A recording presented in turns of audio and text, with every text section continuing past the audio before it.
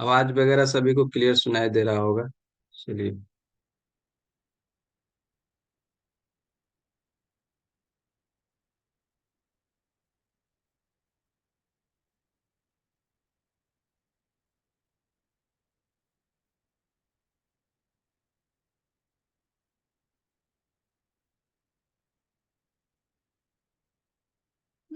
ये जो है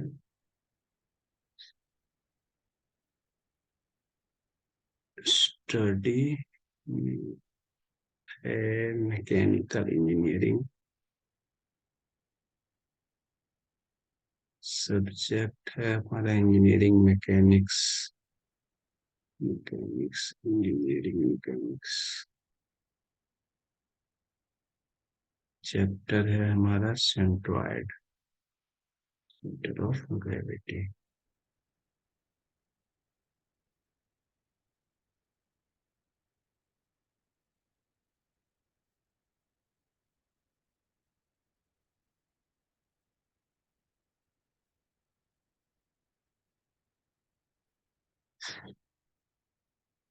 चलिए, तो हमारा चैप्टर क्या है? Centre of gravity.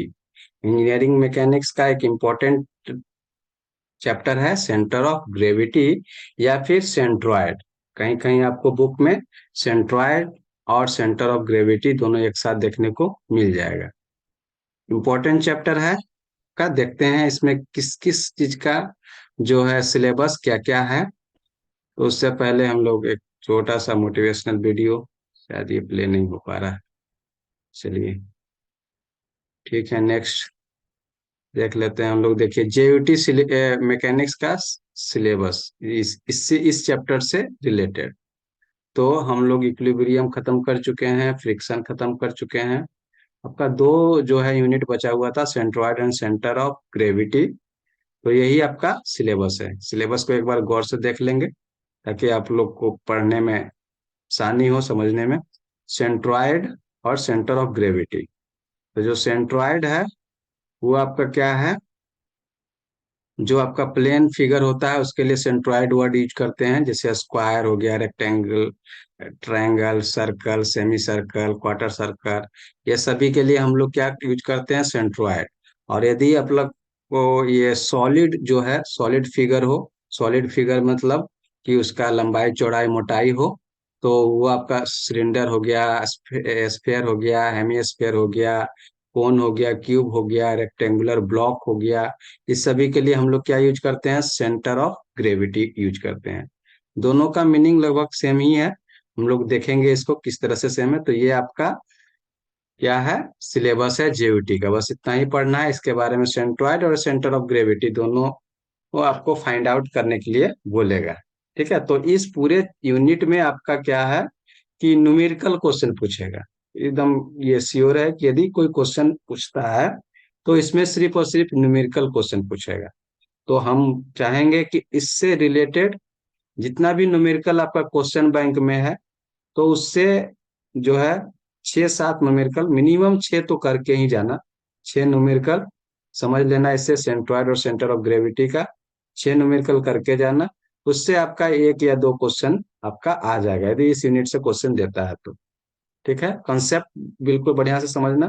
आज हम इस क्लास में इस पूरे यूनिट को खत्म करने का प्रयास करेंगे। ठीक है, तो हम लोग बिल्कुल धीरे धीरे से, आराम आराम से इस पूरे यूनिट को समझते हुए चलेंगे। तो चैप्टर का नाम है centroid and centre of gravity. बहुत ही इंपॉर्टेंट चैप्टर है और कंसेप्चुअल है। ठीक है ना? इसको अच्छा से नहीं समझ पाइएगा तो फिर आप लोग को क्वेश्चन बनाने में दिक्कत होगा। तो कंसेप्चुअल है। आगे चलते हैं। ये सब हम लोग सिलेबस देख चुके हैं। थोड़ा कंपटीशन का सिलेबस की बात करते हैं। तो इसमें आपका देखिए, एसएससी जेई या फिर जेएसएससी जेई का सिमिलर आपका सिलेबस होता है। तो पूरे इंजीनियरिंग मैकेनिक्स में एसएससी जेई या जेएसएससी जेई का यदि आप टारगेट किए हुए हैं तो पूरे इंजीनियरिंग मैकेनिक्स में आपको कितना चैप्टर देखना है? 3 ही चैप्टर देखना है, equilibrium of forces, law of motion और फ्रिक्शन। इसमें आपका मेंशन है। ठीक है ना? तो ये आपका सोम और मैकेनिक्स का दोनों का कंबाइंड सिलेबस है, एसएससी जेई और जेएसएससी जेई। देखिए कितना कम चैप्टर आपको पढ़ा रहा है, equilibrium of forces, law of motion और फ्रिक्शन। ठीक है, जबकि आपका जेईटी सिलेबस में कितना 6 यूनिट है, और उसमें बहुत सारा इंक्लूड है, डिफरेंट डिफरेंट चैप्टर। तो एसएससी जेई और जेएसएससी जेई के लिए मात्र इंजीनियरिंग मैकेनिक्स से 3 ही चैप्टर को कंसीडर करना है। ठीक है, इसके अलावा जो है गेट के लिए है, ये इंजीनियरिंग सर्विस का है। तो ये सभी आपका जो है इंजीनियरिंग मैकेनिक्स जो आप पढ़ रहे हैं उसी से रिलेटेड है। देखिए, उसी तरह आपका आरआरबी जेई का देखिए, इंपॉर्टेंट है आरआरबी जेई का, से रेलवे जेई के लिए जो है, तो इसमें भी मैकेनिक्स का पोर्शन आता है। तो जो आप पढ़ चुके हैं देखिए ना, ये resolution of forces, equilibrium and equilibrant, parallelogram law, triangle law, polygon law, यह सभी आप पढ़ चुके हैं। Lami's theorem, couple, movement of couple, condition of equilibrium of rigid body. जब आप इस सब का कंपटीशन वाला बुक लीजिएगा और आपका एमसीक्यू जब बनाना स्टार्ट कीजिएगा, बिल्कुल यदि आप शुरू से पढ़ रहे हैं तो बिल्कुल आपको अंदर से बहुत ज्यादा कॉन्फिडेंट आएगा कि इसमें तो कुछ है ही नहीं। इससे ज्यादा तो हम लोग जेयूटी के डिप्लोमा वाला में कोर्स में पढ़ लिए हैं। तो कंपटीशन बिल्कुल आसान हो जाएगा जब अपने एकेडमिक को अच्छे ढंग से आप क्लियर करते हुए चलेंगे। तो पूरे आरआरबी जेई में मैकेनिक्स का देखिए इतना सारा चैप्टर है। इतना सारा चैप्टर को कंप्लीट कर देते हैं तो आरआरबी जेई का मैकेनिक्स से रिलेटेड आपका सारा कवर हो जाता है। Force, movement, equilibrium, centre of gravity, movement of inertia, friction, projectile motion, law of motion, कुछ कुछ आपको अलग से मिलेगा ये सब, जैसे कि ये सब आपके जेयूटी सिलेबस में नहीं है। Projectile motion, law of motion, ये सभी चीज। ठीक है, तो बिल्कुल जो आप मेहनत कर रहे हैं कभी ना कभी आपका ये मेहनत बहुत अच्छा काम देगा। क्योंकि आपका जो, यदि इस एकेडमिक में यदि आप ईमानदारी से इसको बढ़िया से पास करते हैं तो आगे चलकर जब आप कंपटीशन में उतरिएगा तो बिल्कुल ही कॉन्फिडेंट अपना आपको महसूस कीजिएगा और लगेगा कि नहीं, अब ये तो हमारे लिए कुछ है नहीं। थोड़ा सा मेहनत करेंगे तो हो जाएगा। प्रैक्टिस और प्रैक्टिस का भी जरूरत पड़ता है बस। चलिए, ये जो है इंजीनियरिंग मैकेनिक्स पूरे जेयूटी डिप्लोमा और कॉम्पिटिटिव एग्जाम का कंबाइंड करके यदि हम लोग सिलेबस निकालें, कंबाइंड करके यदि हम लोग सिलेबस निकालें तो पूरा देखो कितना चैप्टर आपको पढ़ाएगा ये पूरा। 17 चैप्टर है, मतलब इसमें इंक्लूड है सारा, SSC JE, RRB JE, GATE, ESC, सभी का। यदि आप 17 चैप्टर इंजीनियरिंग मैकेनिक्स को कंप्लीट कर लेते हैं तो पूरा का पूरा कंपटीशन जो भी आपका इंजीनियरिंग मैकेनिकल इंजीनियरिंग से जो भी कंपटीशन है वो इस सब्जेक्ट से आप पूरा कवर कर लेते हैं। ठीक है, तो चलते हैं। ये सब हम लोग चैप्टर वाइज हम लोग इसको ये किए हैं कि कौन सा चैप्टर में कितना सारा कौन कौन सा एग्जाम के लिए सिलेबस कवर करता है। तो हम लोग का तो पढ़ना है कौन सा, सेंटर ऑफ ग्रेविटी। तो देखो सेंटर ऑफ ग्रेविटी में देख लो एक बार कि ये चैप्टर का नाम है सेंटर ऑफ ग्रेविटी। इसमें जेयूटी डिप्लोमा का सिलेबस ये है। और देखो ईएससी इंजीनियरिंग यूपीएससी जो कंडक्ट करती है इंजीनियरिंग सर्विस एग्जामिनेशन, इसमें भी आपको सेंटर ऑफ ग्रेविटी और सेंट्रॉइड दिया हुआ है, जो इस तरह का टॉपिक में उसमें सिलेबस में मेंशन है। गेट में इसमें कोई मेंशन नहीं है इस चैप्टर से। एसएससी जेएसएससी जेई में भी कोई मेंशन नहीं है। आरआरबी जेई में भी कोई मेंशन नहीं है, इसमें भी नहीं है। लेकिन आरआरबी जेई में क्या है, तो मूवमेंट ऑफ इनर्शिया है, जो मूवमेंट ऑफ इनर्शिया है। तो मूवमेंट ऑफ इनर्शिया आप समझ पाएंगे कब, जब आप ये सेंटर ऑफ ग्रेविटी जानेंगे तब। ठीक है, तो चलिए हम लोग आज सेंटर ऑफ ग्रेविटी हम लोग पढ़ लेते हैं, ताकि आगे का देखिए आरआरबी जेई में देखिए ये आपका क्या है, मूवमेंट ऑफ इनर्शिया है, आरआरबी जेई का सिलेबस में है। तो जो भी आप एकेडमी में पढ़ रहे हैं उसको अच्छा ढंग से नोट्स बनाइए, कंसेप्ट क्लियर करते जाइए, बिल्कुल आराम आराम से उसको समझते हुए चलिए। ठीक है ना, तो इससे आपका कंपटीशन का आगे का भी जो है रास्ता बनते जाता है। बिल्कुल इजी वे में आप कंपटीशन का भी तैयारी कर सकते हैं। चलिए आगे चलते हैं। तो हम लोग का जो चैप्टर है वो क्या है, centre of gravity. Centre of gravity के बारे में हम लोग बात करेंगे। चलिए, सेंटर ऑफ ग्रेविटी, इसको हम लोग किससे नोट करते हैं, सेंटर ऑफ ग्रेविटी को सीजी या फिर सिर्फ जी से, या तो सीजी बोलिए या फिर सिर्फ जी बोलिए। ठीक है, सेंटर ऑफ ग्रेविटी। तो ये क्या है, तो सेंटर ऑफ ग्रेविटी कोई भी बॉडी बॉडी का वैसा पॉइंट जिससे कि होल वेट बॉडी का एक्ट करता है। कोई भी बॉडी है, ठीक है, बॉडी है, इसका अपना कोई वेट होगा, तो एक वैसा पॉइंट होगा जहां पर ये पूरा का पूरा जो है वेट इसका जो है एक्ट करेगा, ऐसा कोई पॉइंट होगा बॉडी का।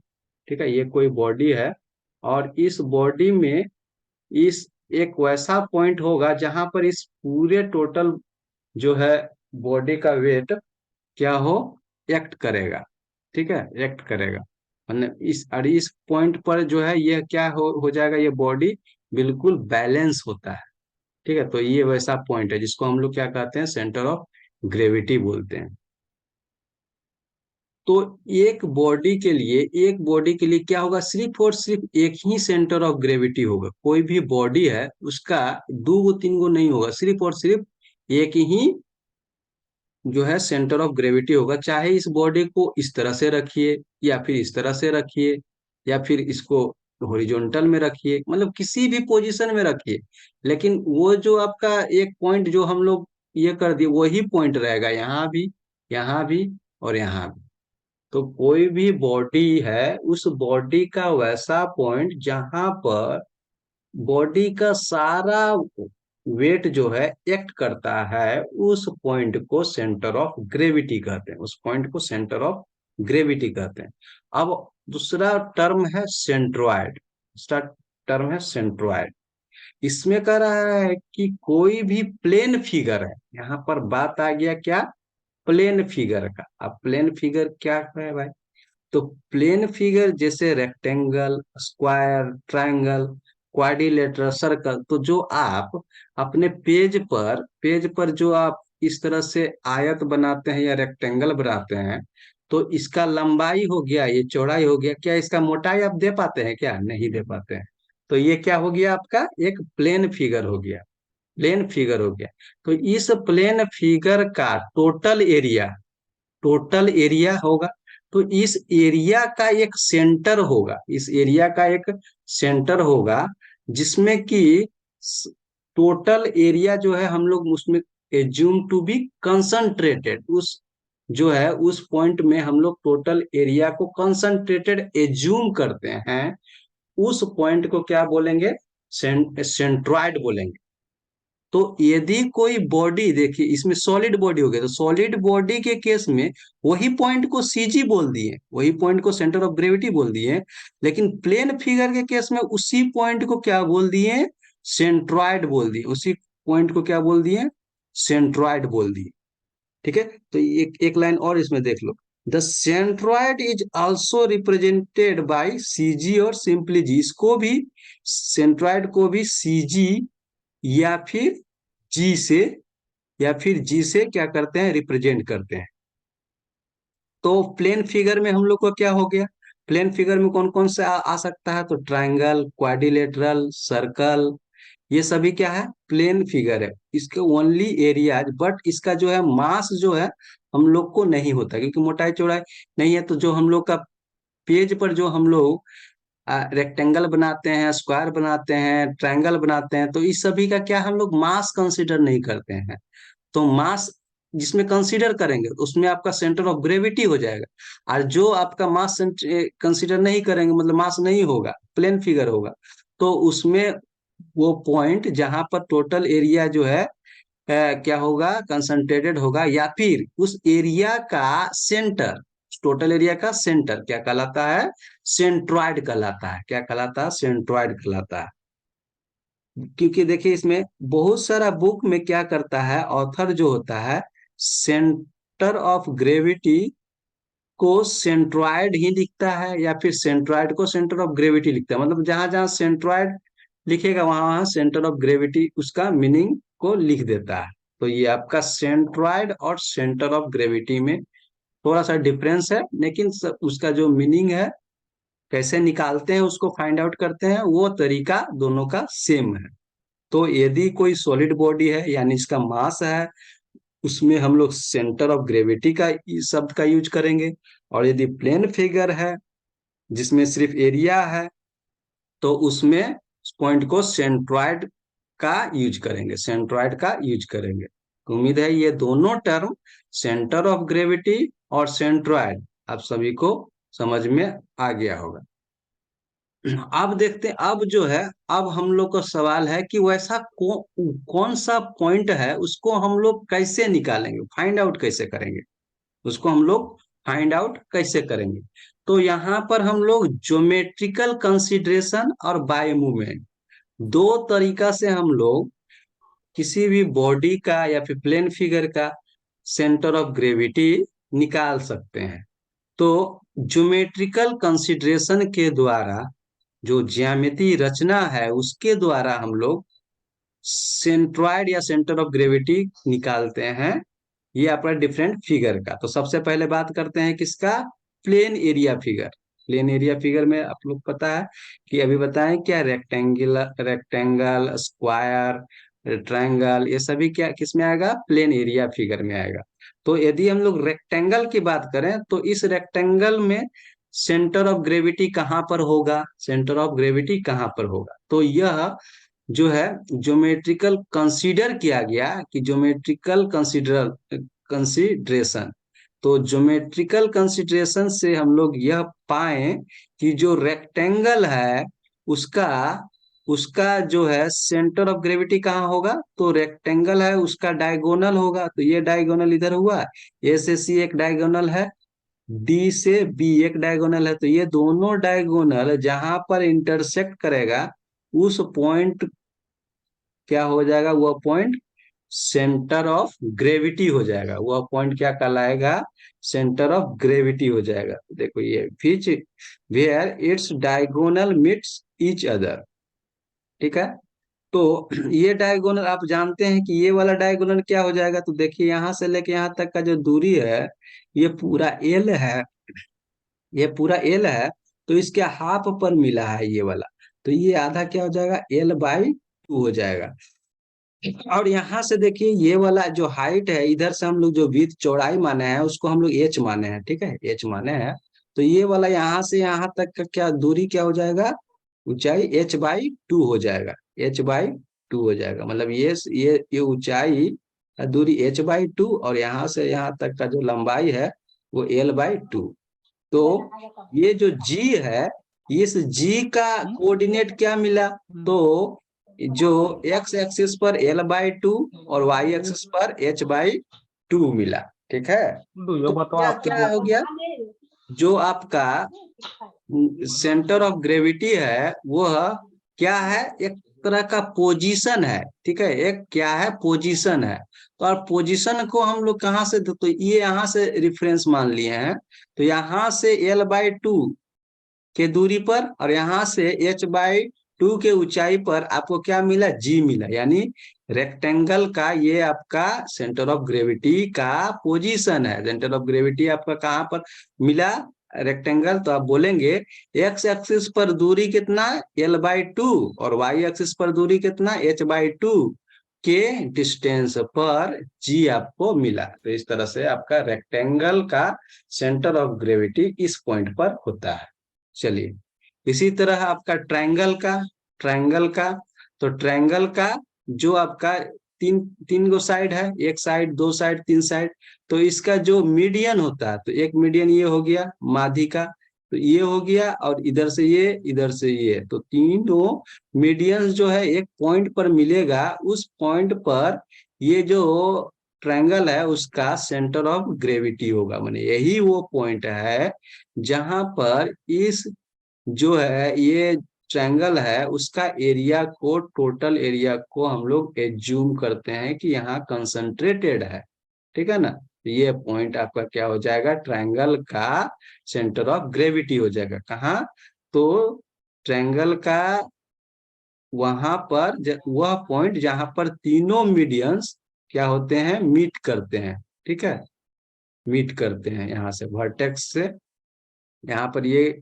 लोग ये कर ड्रॉ कर लिए, और इस वर्टेक्स से ये ड्रॉ कर लिए, तो यहाँ पर जो पॉइंट यहाँ पर ये इंटरसेक्टिंग पॉइंट मिलेगा यहाँ पर, वो आपका क्या हो जाएगा, सेंटर ऑफ ग्रेविटी हो जाएगा। उसी तरह ट्रेपेजियम में, तो ट्रेपेजियम में यदि इसका जो है यहाँ से बेस बी है, यहाँ पर ए है, और ये वाला साइड यहाँ पर ये जो पूरा ऊंचाई है वो आपका एच है, तो सेंटर ऑफ ग्रेविटी ट्रेपेजियम के लिए ये हो जाएगा, यानी ये बेस है, ये बेस से कितना दूरी पर, h/3 into B+2A divided by B+A। तो बस आपको ये सब याद रख लेना, थोड़ा थोड़ा आप एक जगह समरी बना के लिख लेंगे, आगे अभी आपको पता चलेगा। तो ये आपका सेंटर ऑफ ग्रेविटी का पोजीशन हो गया ट्रेपेजियम के लिए। उसी तरह सेमी सर्कल के लिए, तो सेमी सर्कल के लिए आपको कहां पर मिलेगा, ये आपको क्या है, ज्योमेट्रिकल कंसीडरेशन के द्वारा यह जो है ये आपका वैल्यू मिला है। तो सेमी सर्कल के लिए आपका जो सेंटर ऑफ ग्रेविटी है का जो डिस्टेंस होगा, ये आपका बेस है, ये बेस से 4r/3 पाई, 4r/3 पाई पर ये आपका जी का वैल्यू मिलता है। ठीक है। क्वार्टर सर्किल, क्वार्टर मीन्स ये वाला हो गया आपका क्वार्टर सर्कल। तो जो क्वार्टर सर्कल में जो सेंटर ऑफ ग्रेविटी होगा वो क्या हो जाएगा, वो भी आपका यह जो बेस से, ये बेस से 4r/3 पाई के डिस्टेंस पर मिलेगा। ठीक है, ये सभी का यूज होगा जब आप सेंटर ऑफ ग्रेविटी निकालेंगे तो। ठीक है ना। ये सर्कुलर सेक्टर, सर्कुलर सेक्टर में यदि आपका सर्कुलर सेक्टर इस तरह का है कि इसका जो रेडियस है वो आर है, यहाँ पर जो एंगल बन रहा है वो आपका अल्फा बन रहा है, तो आपको ये जो जी मिलेगा वो यहाँ पर मिलेगा सेंटर ऑफ ग्रेविटी, जो यहाँ से बेस से कितना डिस्टेंस पर मिलेगा, 2/3, 2/3 बेस पर कितना डिस्टेंस पे मिलेगा, 2/3 इंटू आर साइन अल्फा/अल्फा। ये तो ये थोड़ा छोटा छोटा जो पॉइंट है उसको आपको एक बार याद कर लेना, जो जो जब आप प्रॉब्लम बनाएंगे तब आपको समझ में आ जाएगा कि कौन कौन सा आपके लिए ज्यादा इंपॉर्टेंट है। हेमीस्फेयर, ये क्या है, हेमीस्फेयर। तो हेमीस्फेयर का सेंटर ऑफ ग्रेविटी कहाँ मिलेगा, यहाँ पर मिलेगा, जो बेस से कितना ऊंचाई पर मिलेगा, तो बेस से 3r/8 के ऊंचाई पर मिलेगा, 3r/8 के ऊंचाई पर मिलेगा। ठीक है, फ्रॉम इट्स बेस। तो ये आपका क्या हो गया, सेंटर ऑफ ग्रेविटी हो गया। Segment of sphere, segment of sphere, कोई एक स्फेयर का एक छोटा सा सेगमेंट जो है यदि इस तरह से है, तो वो आपका कहाँ पर मिलेगा, तो वो आपका यहाँ पर मिलेगा, ये आपका जी है, और ये आपका सेगमेंट है, कोई कोई जो है स्फेयर का इस तरह से एक, ये टोटल स्फेयर है, ये पूरा टोटल स्फेयर है, उसका एक छोटा सा पार्ट, इसको हम लोग क्या बोलेंगे, सेगमेंट ऑफ स्फेयर। तो ये आपका है, तो इसका जो है सेंटर ऑफ ग्रेविटी इस पॉइंट पर होगा, वह जो होगा वो क्या होगा, वो 3/4 इंटू 2r-h का होल स्क्वायर अपॉन में 3r-h। ये आपका सेगमेंट ऑफ स्फीयर का सेंटर ऑफ ग्रेविटी का ये पोजीशन है। ठीक है। इसी प्रकार अब हम लोग जानेंगे, ये आपका टोटल कितना हुआ, 11। तो एक बार फिर से रिवीजन कर लो कि देखो, रेक्टेंगल है तो आपका सेंटर ऑफ ग्रेविटी यहाँ पर होगा, यदि आपका ट्रायंगल है तो सेंटर ऑफ ग्रेविटी यहाँ पर होगा, ट्रेपेजियम है तो सेंटर ऑफ ग्रेविटी यहाँ पर होगा, जिसका value h/3 into B+2A upon में B+A। अगेन सेमी सर्कल है तो आपका बेस से कितना दूरी पर मिलेगा सेंटर ऑफ ग्रेविटी, 4r/3 पाई। उसी तरह यदि क्वार्टर सर्कल है तो सेंटर ऑफ ग्रेविटी कहाँ पर मिलेगा, बेस से 4r/3 पाई पर। सर्कुलर सेक्टर है तो आपका सेंटर ऑफ ग्रेविटी कहाँ पर मिलेगा, 2/3r into sine alpha upon में अल्फा। ठीक है। नेक्स्ट इसी तरह हेमीस्फेयर है तो सेंटर ऑफ ग्रेविटी कहाँ पर मिलेगा, 3r/8। ठीक है। सेगमेंट ऑफ स्फीयर है तो आपको सेंटर ऑफ ग्रेविटी मिलेगा 3/4 इंटू 2r-h का whole square divided by 3r-h। तो ये आपका जो इम्पोर्टेंट था उसका centre of gravity by consideration of geometrical figure. ठीक है। अब हम लोग सेंटर ऑफ ग्रेविटी किसके थ्रू हम लोग जानेंगे, मूवमेंट्स के थ्रू, मूवमेंट के द्वारा सर सेंटर ऑफ ग्रेविटी हम लोग फाइंड आउट करेंगे। हाँ जी बोलो। हेलो। आवाज बहुत आ रहा है बैकग्राउंड। क्या हुआ, बैकग्राउंड म्यूजिक आ रहा है बहुत। हाँ हाँ, किसी का माइक जो है ऑन है तो कृपया करके वो अपना माइक जो है ऑफ कर लें, ताकि जो है क्लास डिस्टर्ब ना हो, क्योंकि एक दो बार हम भी ये किए, सभी का माइक ऑफ है। हाँ, तो माइक को म्यूट कर लीजिए, और जहां समझ ना आए वहां पर हाथ उठाइएगा, या फिर उसको कॉपी में लिख लीजिएगा, और खत्म होने के बाद उस पॉइंट को, जहां पर डाउट हो, उसको पूछ लीजिएगा। ठीक है ना, होने से अभी जो है क्लास डिस्टर्ब नहीं होगा।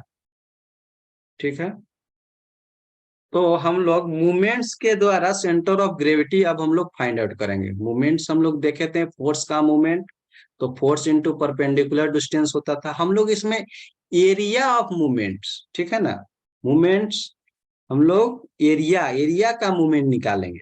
एरिया का भी मूवमेंट होता है, तो एरिया को यदि हम लोग डिस्टेंस से मल्टीप्लाई कर देंगे तो एरिया ऑफ मूवमेंट निकल जाएगा। ठीक है, और यदि हम लोग उसमें हम लोग इससे पिछले जितना भी हम लोग पढ़े थे वो मूवमेंट्स पढ़े थे, फोर्स इनटू परपेंडिकुलर डिस्टेंस हम लोग पढ़े थे, फोर्स इनटू परपेंडिकुलर डिस्टेंस पढ़े थे। तो यदि हम लोग एरिया को फिर डिस्टेंस से मल्टीप्लाई कर देंगे तो फिर तो भी आपको मूवमेंट, एरिया का मूवमेंट निकल जाएगा। किसका? एरिया का मूवमेंट, मूवमेंट्स ऑफ एरिया। ठीक है, तो इसमें हम लोग मूवमेंट्स के थ्रू कोई भी बॉडी का सेंटर ऑफ ग्रेविटी निकालेंगे। और जो हम लोग अभी पढ़े जो रेक्टेंगल में कि मूवमेंट्स जो आपका सेंटर ऑफ ग्रेविटी यहीं पर होगा, तो वो कैसे होगा, यहाँ इसके थ्रू हम लोग उसको प्रूफ करेंगे कि जो रेक्टेंगल का जो है सेंटर ऑफ ग्रेविटी यहीं पर मिलेगा, पोजीशन आपका यही होगा, इसको हम लोग साबित करेंगे। तो हम लोग अभी हम लोग जानेंगे क्या, कि जो मूवमेंट्स के द्वारा सेंटर ऑफ ग्रेविटी कैसे फाइंड आउट करते हैं। ठीक है, तो सबसे अच्छा, ये सेंटर ऑफ ग्रेविटी क्या है? एक तरह का पोजीशन है, पोजीशन, और उस पोजीशन को डिटरमाइन कहाँ से करते हैं, तो उसके लिए एक रेफरेंस लाइन होना चाहिए, एक रेफरेंस लाइन होना चाहिए, एक रेफरेंस पॉइंट होना चाहिए, एक रेफरेंस होना चाहिए, जहां से आधार मानकर हम लोग उसके डिस्टेंस को मेजर करें। यदि आपको कोई पूछेगा कि गोला पॉलिटेक्निक कहाँ है, तो आप बताओगे ना कि रांची से इतना किलोमीटर के दूरी पर है, तो रांची क्या हो गया? रेफरेंस हो गया। ठीक है ना, रांची क्या हो गया? रेफरेंस हो गया। रामगढ़ से इतना किलोमीटर के दूरी पर गोला पॉलिटेक्निक है, तो वो आपका रामगढ़ क्या हो गया? रेफरेंस हो गया। उसी तरह यह बॉडी का जो सेंटर ऑफ ग्रेविटी है वो कहाँ है, इसके लिए हम लोग एक रेफरेंस मानते हैं, तो उसको हम लोग क्या मानेंगे? एक एक्सिस। ये वाई एक्सिस है और ये एक्स एक्सिस है। तो वाई एक्सिस और एक्स एक्सिस पर ये आपका चार को क्वाड्रेंट होता है, एक ये, दो, तीन और चार। तो ये वाला क्वाड्रेंट में क्या होता है? पॉजिटिव होता है सभी चीज। तो इसलिए हम लोग फर्स्ट क्वाड्रेंट में इस बॉडी को रख दिए, इस बॉडी को रख दिए, गोल सा जो है वो बॉडी को रख दिए।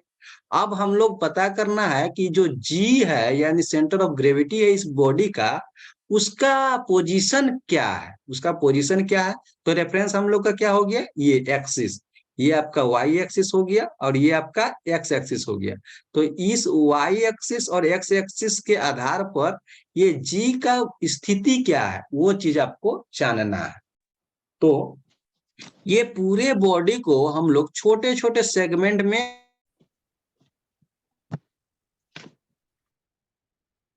चलो थोड़ा सा डिस्कनेक्ट हो गया था, अभी जो है, सर दूसरा लिंक में टाइम खत्म होने वाला है। नहीं नहीं, हो गया, रिकनेक्ट हो गया, इसको हम लोग कंटिन्यू कर दिए थे ना। कंटिन्यू जो है आपका, वही स्क्रीन शेयर हो रहा है। Yes yes sir. सर। हाँ, स्क्रीन, चूंकि कंटिन्यू इस तरह से होता है, देखो 7:30 से 8 बजे किए थे, फिर 8 से 8:30, फिर 8:30 से 9, 9 से 9:30, इस तरह से यदि, लेकिन कैसे बीच में डिस्कनेक्ट नहीं होना चाहिए था। ऐसा करने से कंटिन्यू मीटिंग चलता है, मतलब 40 मिनट का जो लिमिट है वो ये हो जाता है। पिछले बार हुआ था, लेकिन अच्छा चलो कोई बात नहीं, इस पर डिस्कनेक्ट नहीं होना चाहिए था बीच में, लेकिन अभी भी नहीं हुआ है। लेकिन वो जो शायद जो है नेटवर्क जो है स्लो था, इसीलिए जल्दी से कनेक्ट नहीं हो पाया।